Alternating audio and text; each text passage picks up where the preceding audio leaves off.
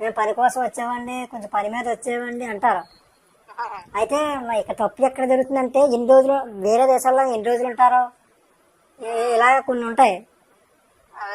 మన దేశంలో ఏంటంటే మన అధికారులు మన ఏమనాలి ఫ్రీడమ్ ఎక్కువైపోయింది. ఇప్పుడు వచ్చారు వీళ్ళు ఇంకా రావట్లేదేంటి, తిరిగి ప్రయాణం ఎప్పుడు చేయట్లేదు ఏంటి అని చెప్పేసి అడగాలి.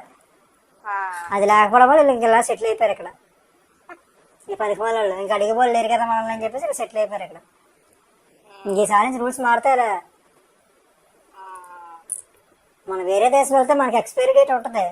ఇన్ని సంవత్సరాల తర్వాత చెక్కేస్తాం మీరు ఉంటాయి కనుక అని చెప్పేసి అంటారు.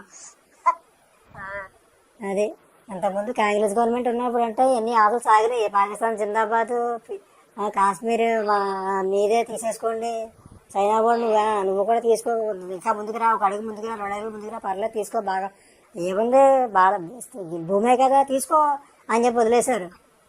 ఇప్పుడు అక్కడ ముందు బీజేపీ గవర్నమెంట్ చెక్కేస్తారు, మొత్తం నొందగా చెక్కి పంపిస్తారు గుండు పెన్సిల్ చెక్కినట్టు.